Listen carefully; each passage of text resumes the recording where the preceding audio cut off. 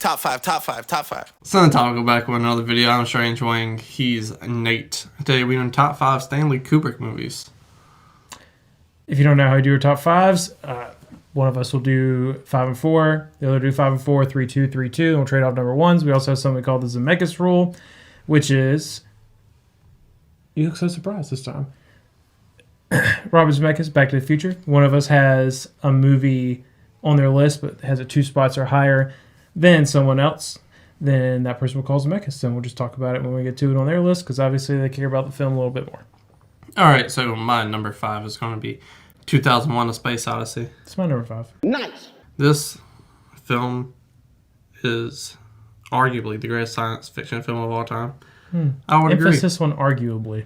I would agree personally. Nah. But this film's also Lisa Bonet. What that mean? It means it's gorgeous. Yeah. It is a spectacle to watch, but to me, it's a little style over substance, and that doesn't save it all the time. But it's still incredibly beautiful to watch, and good for it. Yeah. Last time I watched it the other night, I took some edibles I got for free because I don't want to buy drugs. That probably made the movie a lot better. Yeah. I didn't know what was going on. My number 4 is going to be Lolita. Lolita is this ping pong game of a movie. Like, you go back and forth liking the characters, disliking characters, liking them, disliking them. All the characters like this. Mm-hmm. As a director, it's very well directed because of that. And a director's job is to manipulate the audience, which is why I'm kind of attracted to it as a job, you know? Because I'm manipulating people. I do that for free. And you have people, and you just manipulate the audience. You like this guy, but he's a pedophile. What's that? So my number 5 was also 2001: A Space Odyssey. My number 4 is Full Metal Jacket. That's my number 3. Yeah, okay. Yeah. That's Miles Fisher's number 1, but you don't know him. This film is really like 2 movies. Yeah, because you got the first half with Ernie. Yeah. Yeah. And that guy, he's just... Yeah, phenomenal. The only person that can freestyle better than him is Lil Wayne. The stuff he comes up with off the dome. Off the cuff, man. Yeah. Incredible. Incredible. Yeah. Is that you, John Wayne? My favorite part is where he punches the guy. It's the worst punch in cinema history. It is a... He holds his hand up right here and gives one in the gut. Yeah. Terrible. Yeah, it's pretty bad. You. Go home, fuck my sister. Yeah. But, yeah. Terrible punch. Like, you just go through the movie, and there's so many quotes throughout the entire movie. But how he just puts 2 movies and the whole war into one movie. Yeah, for like, sure. there's a lot of war movies you don't see boot camp. You get a ton of boot camp stuff. Yeah. And just how he, like, switches up the tones constantly. Yeah. Manipulating the audience. Because you don't really like the guy, like, Private Pile. You don't really like him too much. Yeah. Private Joker, I mean, you know? I know what you mean, yeah. So... But you follow him, and you're still invested in everything they do. But you don't really like anyone. Yeah. And that's just powerful directing. And my number 2 was The Shining. Yeah, it's my number 1. Number 1. All right, so I'm going to talk about it now. This film is incredible. One of the best horror movies of all time. Came out in 1980. And you get that fresh, all like 70s cinema. Like all their tricks, the better cameras, because it got really popular. Yeah. You get that, and Kubrick helps create the tracking shot with the dollies and whatnot. Yeah. So to have that this makes the movie more powerful, and obviously like the ghost and whatnot coming in, and again, you don't really like know these characters. You don't know enough about Danny and Shelley Duvall. You know, she's like, fucking idiot, just leave the guy. You know. Yeah. So you don't really like her, but you have pity for her. Yeah. You don't really like anyone in this movie. Her character is definitely really hard to figure out, because it's just like, are you just really simple? Like, yeah.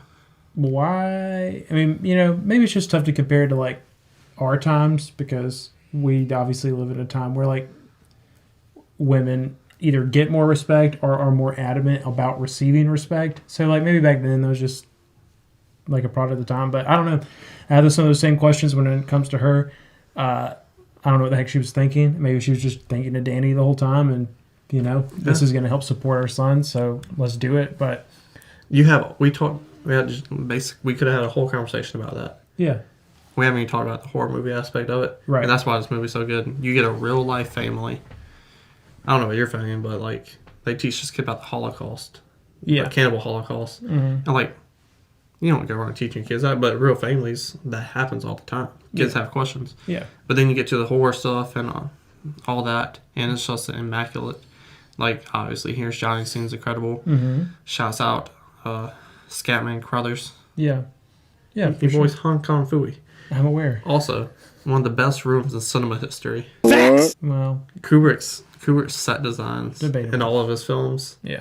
in general, are top notch anyways. I would give you that. Yeah. And The Shining's very high up there. Yeah, for sure. And you made a great point in that there are just so many like little individual things in this film that you could spend hours. Yeah. You know, if we were in film school, we could write whole papers on just specific elements of The Shining. Yeah. I mean, you could write a whole. I mean, the stack of things that you could write,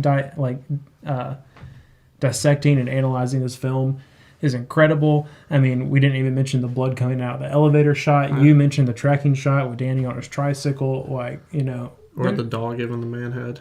What? Yeah, that's interesting. And but it's so quirky, Yeah. And then obviously one of the best twist endings in all of cinema that nobody has any idea or clue how exactly that works. But that makes the movie even better is that you can ask all these questions about it and it's okay not knowing the answers. I guess. So my number 3 is A Clockwork Orange. Zemeckis. Oh, okay. And my number 2 is Dr. Strangelove. Oh, wow. Yeah, I actually love this film a lot. I think it's actually pretty... It has stayed relevant and applicable to politics and the idea of war ever since it came out. So for decades. And it has a lot to say. It's a satire. It really is. And I love satirical things. So while getting to enjoy some of the comical aspects of war along the way, especially with Peter Sellers and him just trying to suppress his inner Nazi the entire time. You also get which one? Huh? You said Peter Sellers.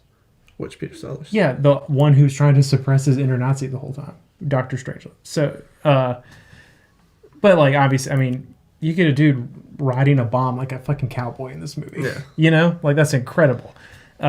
But at the same time, you still get an introspective and deep look into the horrors of war, the politics that go behind it, the complete and total disregard for human life that just naturally comes with war from the people who are in charge of it, and just see everyone as chess pieces and things like that. So I personally love this film, and I think it's something that everyone can learn from in the long run. So yeah, it does a really good job putting you in the mindset of people of that time and the horrors.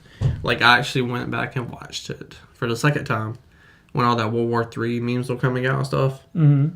Terrible idea.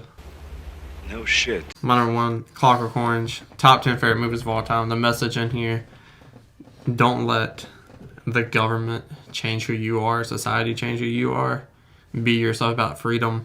But he does it. And a lot of these movies, he takes very good, honest messages and just twists them and makes them grungy and dirty and the most extreme examples possible.